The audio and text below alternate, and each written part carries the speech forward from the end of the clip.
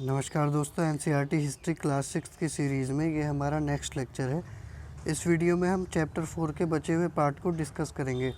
देखिए, अगर आपने चैप्टर 4 का पिछला डिस्कशन या उससे पहले के लेक्चर नहीं सुने हैं तो उसको आप देख लीजिए। मैंने प्लेलिस्ट का लिंक डिस्क्रिप्शन में दे रखा है। तो आइए डिस्कशन स्टार्ट करते हैं। देखिए, पिछले लेक्चर में हम लोगों ने वैदिक काल को पढ़ा था और देखा था कि किस तरह से वैदिक काल के समानांतर दक्षिण भारत में एक अन्य संस्कृति का भी विकास हो रहा था, जैसे हमने महापाषाण संस्कृति कहा। तो देखिए, यहाँ पर हेडिंग भी है कि खामोश प्रहरी कहानी महापाषाणों की। तो ये खामोश प्रहरी शब्द यहाँ पे क्यों आया है? तो ये शायद इसलिए आया है क्योंकि उस संस्कृति के बारे में हमें जो भी जानकारी मिलती है वो उसकी कब्रों से मिलती है। वहाँ 3 प्रकार की शवाधान रीतियाँ हैं, देखने को मिलेंगी। 3 प्रकार की कब्रें वहाँ पे थी, वो हम लोग अभी आगे देखेंगे। तो वो कब्रों के आधार पे ही हम उनकी समाज, संस्कृति इत्यादि के बारे में साक्ष्य इकट्ठा करते हैं। ये शिलाखंड महापाषाण नाम से जाने जाते हैं। महापाषाण का मतलब है बड़े पत्थर, महा अर्थात बड़ा और पाषाण पत्थर, इसको इंग्लिश में मेगालिथ्स कहते हैं। ये पत्थर दफन करने की जगह पर लोगों द्वारा बड़े करीने से लगाए गए थे। महापाषाण कब्रें बनाने की प्रथा लगभग 3000 साल पहले शुरू हुई। तो 3000 साल पहले का मतलब यही हुआ 2000 साल आज के, और उससे पहले 1000 साल। तो वो 1000 साल आप मान सकते हैं कि वो ऋग्वैदिक काल के बाद की बात है या वैदिक एज की ही बात है। यह प्रथा दक्कन, दक्षिण भारत, उत्तर पूर्वी भारत और कश्मीर में प्रचलित थी।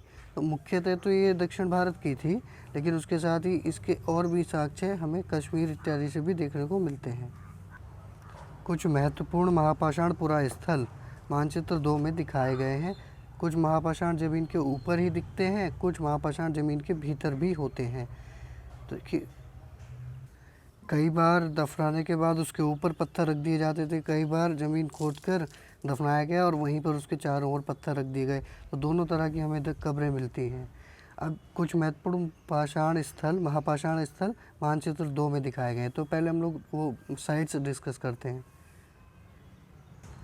ये वही फिगर है जो हमने स्टोन एज के टाइम डिस्कस किया था, वही मानचित्र है ये।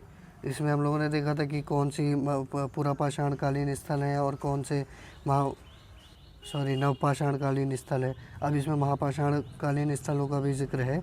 तो देखिए, ये जो ग्रीन डॉट है, ब्रह्मगिरी और आदिचनल्लूर, ये दोनों महापाषाण कालीन स्थल हैं। ये ब्रह्मगिरी और आदिचनल्लूर। इसके साथ ही हमने पहले देखा था कि भीमबेटका, हुंसगी और कर्नूल गुफाएं, ये तीनों ही पुरापाषाण कालीन स्थल थे। और बुर्जहोम, मेहरगढ़, कोल्डीवा, महागढ़ा, चिरांद, दाऊजिली हांडिंग, ये सब नवपाषाण कालीन स्थल थे। तो ये आप लोग याद रखिएगा। ये एक वहाँ की कब्र का फ़ोटो है। देखिए, वहाँ पे जो 3 प्रकार के हमें वो कब्रें मिली हैं, उसको मैं आपको एक बार बता देता हूँ।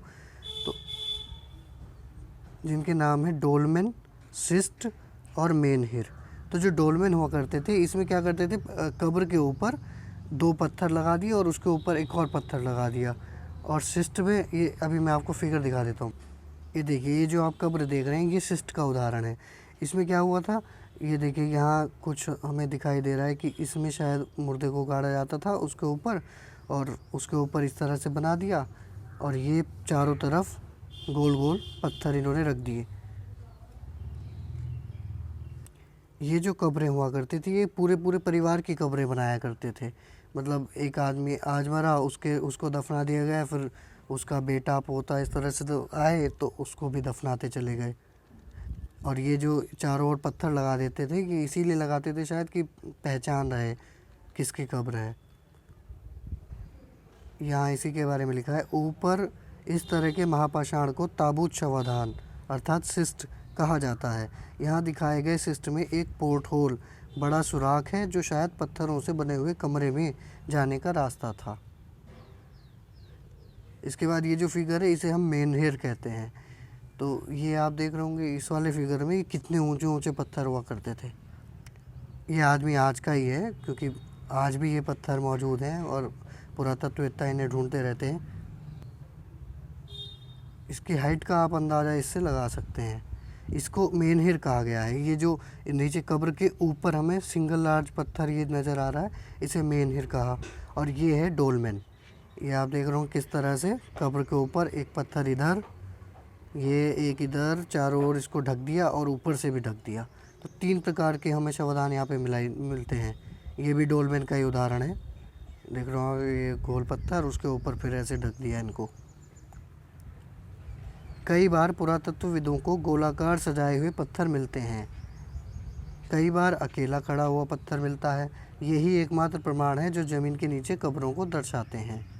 इसके बाद महापाषाणों के निर्माण के लिए लोगों को कई तरह के काम करने पड़ते थे। हमने जो कार्यों की सूची बनाई है उन्हें क्रमबद्ध करो। तो ये वैसे ही इन्होंने छोटा सा टास्क दे दिया, इसमें इसके लगाना है क्रम से, तो ये कोई भी लगा सकता है। गड्ढे खोदना, शिलाखंड को ढोकर लाना, बड़े पत्थरों को तराशना और मरे हुए को दफनाना। तो पहले शिलाखंड लाए जाएंगे, ठीक है, उसके बाद फिर गड्ढा, ये आप लोग कर लीजिएगा, इसमें कुछ नहीं है। और हम आगे डिस्कस करते हैं। इन सब कब्रों में कुछ समानताएं हैं। सामान्यतः मृतकों को खास किस्म के मिट्टी के बर्तनों के साथ दफनाया जाता था, जिन्हें काले लाल मिट्टी के बर्तनों के नाम से जाना जाता है। ठीक है, हमने इस तरह की कुछ चीज़ वहाँ बुर्जहुम वाली साइड पे भी देखी थी। वहाँ पे भी हमें मानव के साथ बकरी और कई बार और भी चीज़ें हमें दिखाई दी थी कंकालों के साथ। और यहाँ पे भी हमें मिट्टी के बर्तन दिखाई दे रहे हैं।